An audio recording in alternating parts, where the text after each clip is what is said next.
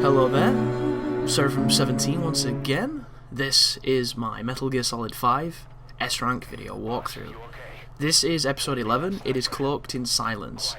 To trigger this mission, you want to pick the side op that carries you all the way to the power plant, and on your way there it will spawn Quiet in to attack you. I believe it will only do so once you've done a certain amount of main missions. I think it's up to about 8 or 9. I don't know the specifics on that, guys, but you know where these ruins are, so come to these ruins, try and get here early if you can to trigger the fight, and I'm going to show you a strategy that's all over the internet at the moment. I've already shown you what it's like to shoot at her and beat her one-on-one. Now I'm going to show you a strategy that is amazingly effective. Mark her on your map with your binoculars and then drop a Fulton supply drop on her. When it lands, it will take off half her HP. The second supply drop will finish her, and this is all you have to do to win. And you might be wondering what I'm doing here, where I keep popping up.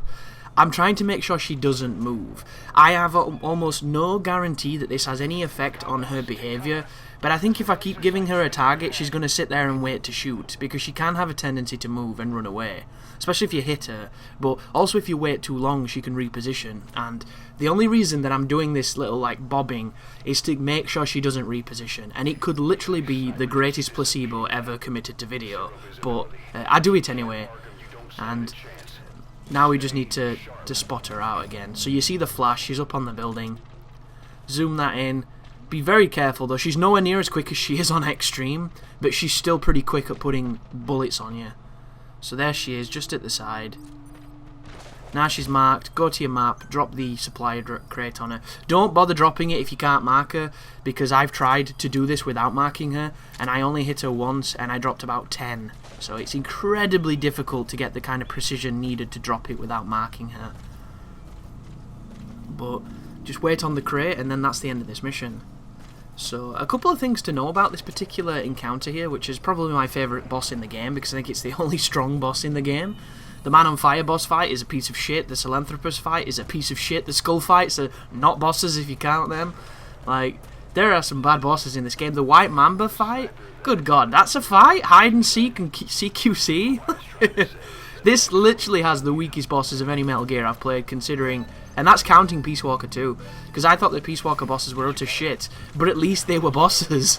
Like, this game just doesn't have them.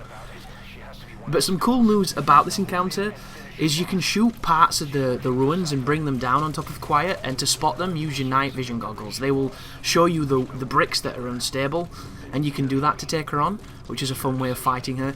You can, if you wait a while, or if you damage her enough, she'll actually go to this middle of the arena where there's this pool of water, and she'll start doing this crazy water dance, which looks really fun. I don't think you can sneak up on her and hold her up, which is what I've tried to do quite a few times. I could be wrong though, guys. The official walkthrough is not very good for certain things, especially telling you like advanced strategies on stuff. It's good for a lot of things, but when it comes to bosses, they tell you what can work, but they don't tell you how to make it work, which can be a bit frustrating. Like, they tell you the White Mamba, if you throw a magazine at his head, the moment he notices you, it's an instant knockout and you don't have to fight him, but apparently it's incredibly difficult to do.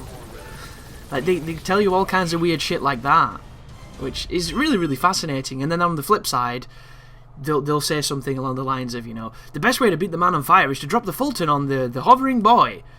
But dropping the Fulton on the hovering boy is incredibly difficult to do. But anyhow, that's just me being pedantic. Thank you very much for watching. You take care now.